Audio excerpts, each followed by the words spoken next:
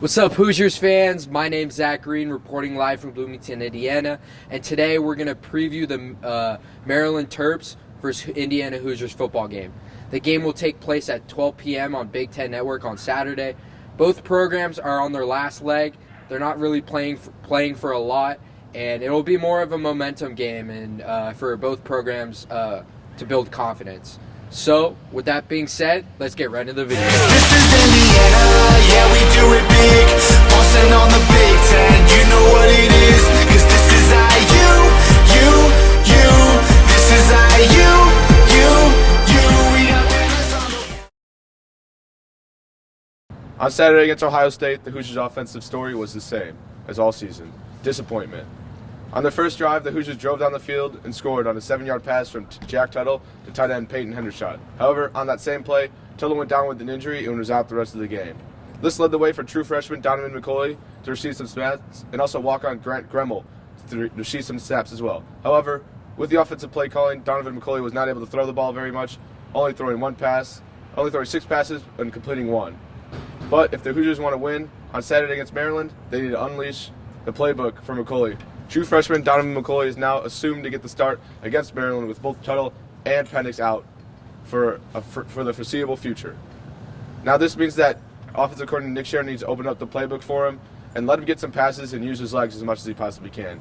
Sheridan needs to get creative, and the offensive line also needs to block better for the true freshman, who seemingly didn't have a pocket this weekend against Ohio State.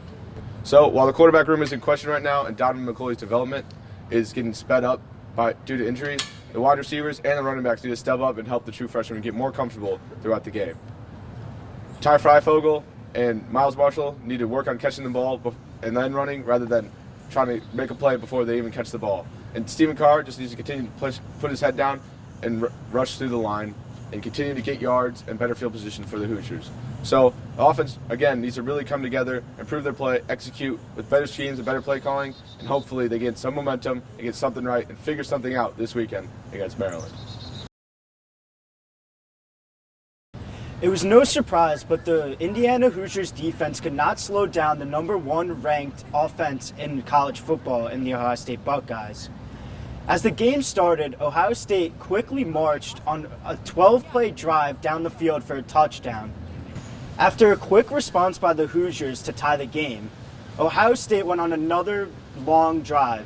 This time, it only took 5 plays for them to run 75 yards down the field and scored.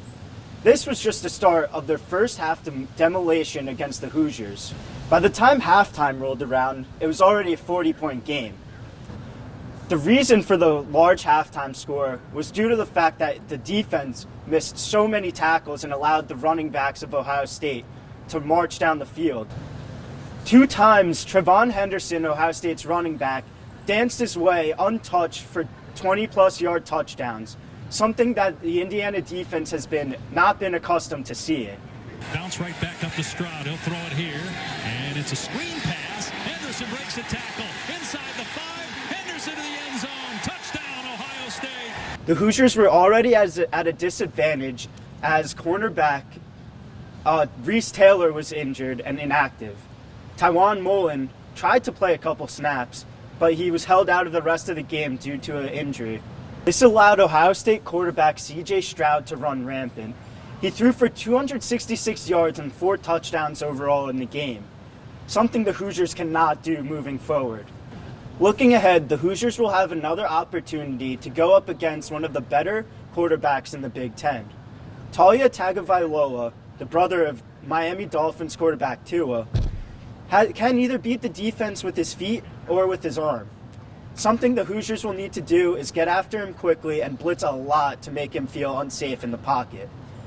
That in turn could cause some turnovers and help the offense with their struggles. Here are 3 keys for the Hoosiers to pull a victory against the Maryland Terps. The number 1 key is they got to make freshman quarterback Donovan McCulley feel comfortable in the pocket. McCulley is only 18 years old, and this is his first game as a starter. McCulley and offensive coordinator Nick Sheridan are going to have to draw up a nice, easy, smooth game plan. That's going to mean a lot of screens and a lot of outside passes. The second key is the Hoosiers got to average about 4.5 yards per carry. They can't afford to be in some third and longs, and some third and shorts are going to make it easier for the freshman QB. The last key to a victory is they're going to need to cause some havoc against Toya Taivangaloa. Toya is very turnover prone. Last season, the Hoosiers were able to pull off 3 interceptions against the dual threat quarterback, and this weekend they're going to need cause a lot of havoc in order for him to turn over the ball. All right, Hoosiers fans, so let's root on the Hoosiers as they travel to Maryland to take on the Terrapins. And like we always say, check out Hoosier Huddle on Twitter, Instagram, Facebook, and HoosierHuddle.com for all things pre- and post-game Indiana football.